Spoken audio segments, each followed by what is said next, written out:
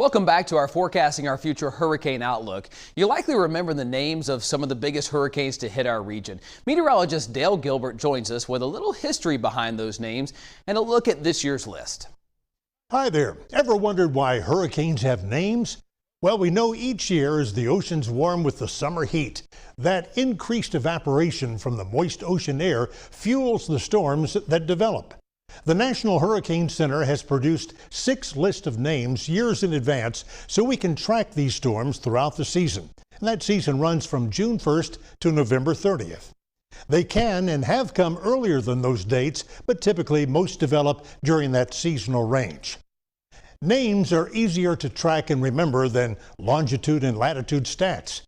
The list will alternate each year between male and female names and contain 21 names to start. Now, should any of those names reach major storm status with catastrophic loss or death, then that name is retired from use. It's now part of weather news history.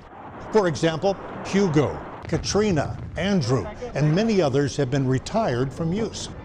You ever wonder why Carol or Connie, Matthew or Michael aren't used? They already have been, and were deadly storms that became part of weather history. Names begin when the tropical cyclones develop winds sustained at 39 miles per hour. Some continue to grow to hurricanes, some don't. How active hurricane seasons become can vary with many factors involved worldwide. This year's list of names begins with Alberto and ends with the name of William. Thank you, Dale. Earlier this spring in the Midlands, research meteorologists discussed how they can best guard homes against hail damage. That can sometimes accompany hurricanes and tornadoes. Meteorologist Griffin Hardy traveled to Richburg to learn more. We're here at the Insurance Institute of Business and Home Safety down in Richburg, learning about hail impacts. They've got a full freezer full of hailstones up to 2 inches here and a hail cannon that they shoot at shingles to figure out exactly how much damage they can do. 3, 2, 1. Dr. Ian Giamanco is the lead research meteorologist here at IBHS and met with fellow hail researchers from the Northern Hail Project based in Alberta, Canada. Their main goal is to find new ways to construct homes and businesses that help mitigate costs from damages brought by severe hailstorms. And so it's very important as you start to get tired of dealing with replacing your roof from hail damage to look for better performing building products that can actually remove some of that frustration of having to replace your roof every 3 or 4 years. And in the lab, there's a huge amount of equipment they use to replicate realistic hailstones. Even getting the chemical composition of each hailstone along with the size is considered during testing. To create our laboratory hailstones, we actually use dissolved carbon dioxide to help introduce gas and really tiny bubbles that mimic some of the same structure and strength that you see in natural hailstones. We want hailstone number 7 to be the same as hailstone number 205. So we've got to match those ice properties to be able to shoot them at the different materials so they get a fair shake in how we understand the modes of damage. Now again, which ones perform well, which products don't perform well. The practical application for what's being done here is what Dr. Giamanco says is one of the most rewarding parts of the research they get to do here at IBHS. A lot of times when we do research, we're doing it to get a better scientific understanding. But in this case, we're not only learning and advancing the science, we have a practical application for all of us who have roofs, who have walls that can get damaged from hail. So that's one of the most rewarding things about this work. Reporting in Richburg, meteorologist Griffin Hardy, WYFF News 4. Incredible visuals there. Thanks, Griffin. Meteorologist Sydney Sullivan joins us now to tell us about a partnership that's returning oyster shells back to their original homes. And it's all to help save our beaches. When you think of oysters, you might think of an oyster roast or a low country boil. But what you may not realize is just one oyster can play a big role in preserving our coast.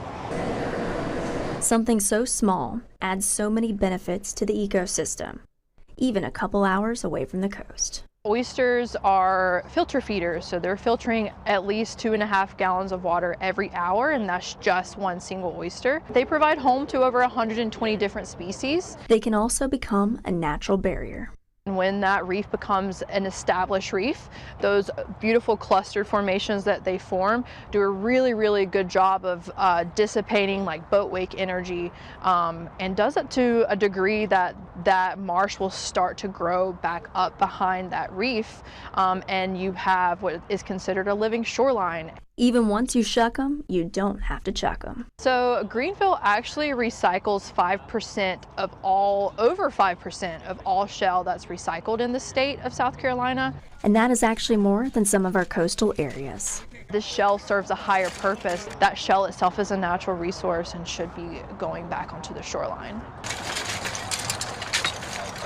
SC, DNR, and ReWall have partnered together in an effort to bag up oysters that can now be recycled and taken to the coast. Being able to take this renewable resource that's collected up here that would otherwise go to the landfill and bring it back down to the coast to be able to complete that life cycle. Earlier in May, these upstate oysters made the return back to sea and called Edisto their home. To deploy the very shell that they recycled onto the shoreline for a dedicated ReWall reef, and they're going to be coming back year after year building on this same reef. We love every bit of it. Even local restaurants are making sure no shell is left behind. Every single oyster that we shuck, every oyster that we grill gets stored separately. No trash included. We try to keep it all very clean, and then we load them up in the back of a pickup truck and we drive down here and do our duty. And it's so neat to see local businesses and communities coming together to help our coast one oyster at a time. In Greenville, WYFF News 4, I'm meteorologist Sydney Sullivan. The El Nino factor, or lack thereof, this year. Coming up, I'll show you all the many roles that play into my hurricane forecast.